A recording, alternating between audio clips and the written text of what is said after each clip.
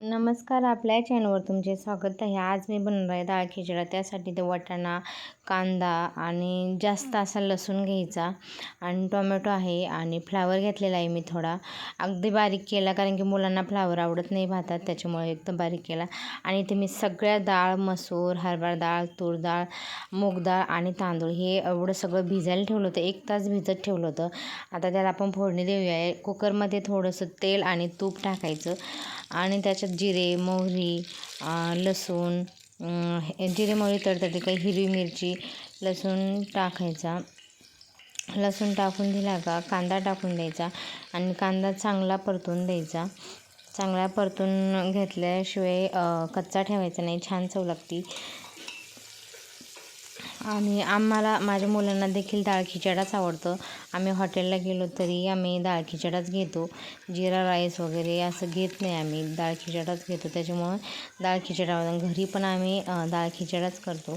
हे पाहिजे. त्यानंतर कांदा परतला का त्यामध्ये आपण टोमॅटो टाकून द्यायचं आणि थोडासा हिंग टाकायचा आणि लाल मिरची टाका थोडीशीच टाका. आपल्याला फोडणी द्यायची आहे. परत वरून वाटाणा टाकून द्यायचा आणि हळद टाका. हे टाकून झाल्यानंतर परतून घ्या आणि स्वच्छ तांदूळ ते धुवून कुकरला टाकून द्या आणि तांदूळ थोडे 5 मिनटं तांदूळ परतून घ्या. परतून घेतल्यानंतर तांदूळ ते परतून घेतल्यानंतर अगदी छान लागतो. आणि त्यामध्ये आपण पाणी भरपूर टाकणार आहे, जेणेकरून आपल्याला डाळ खिचडा पाहिजे नाही. पाणी कमी पडता कामा नये. थोडीशी अशी पातळशी खिचडी तयार झाली पाहिजे. त्याच्यामुळे पाणी भरपूर टाकायचं. चवीपुरतं मीठ टाकायचं आणि कोथिंबीर टाकायची. अशी हिरवीगार कोथिंबीर टाकून कुकरला झाकण ठेवून आपण 1 ते 3 शिट्ट्या घ्यायच्या, म्हणजे अगदी छान शिजल्या जातो.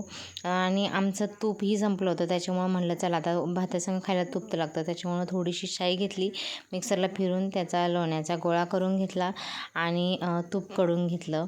हे आपलं लोण्याचा गोळा तयार झालेला आहे. खूप सुंदर असं 1 मिनिटात लोण्याचा गोळा निघून येतो. आणि तूप देखील 5 मिनिटात मी तूप करून घेतलेलं आहे, कारण की अर्जंट लागत होतं. मुलांना भात झाला का लगेच जेवायचं होतं, त्याच्यामुळे लगेच करून घेतलं. हे बा तूप पण आपलं घरचं तूप पटकन तयार झालेलं आहे आता. आणि तुम्ही आवडल्यास पटपट सगळ्यांनी आपल्या चॅनलला सबस्क्राईब करा, लाईक करा, शेअर करा. ज्यांनी नाही केलेलं आहे त्यांनी सबस्क्राईब करा. हे आपलं मस्त डाळ खिचडा शिजून झालेला आहे, अगदी छान एकजीव झालेला आहे. सगळं डाळ वगैरे मिक्स झालेलं आहे. आता आपण तुपाची फोडणी देणार आहोत. हे तुपात तर थोडंसं लाल तिखट, तुम्ही अख्खी मिरची वगैरे टाकलं तर छान वाटतं, पण माझ्याकडे नाही आहे, त्याच्यामुळे फक्त लाल तिखट टाकून तुपाची फोडणी दिली. आपला मस्त डाळ खिचडा तयार झालेला आहे. आणि त्याच्यावर मस्त आपलं घरचं तूप टाकून अगदी सुंदर असा डाळ खिचडा लागतो. चला, पटकन आवडल्यास सगळ्यांनी आपल्या चॅनलला सबस्क्राईब व लाईक, शेअर, कमेंट नक्की करा. चला, थँक्यू.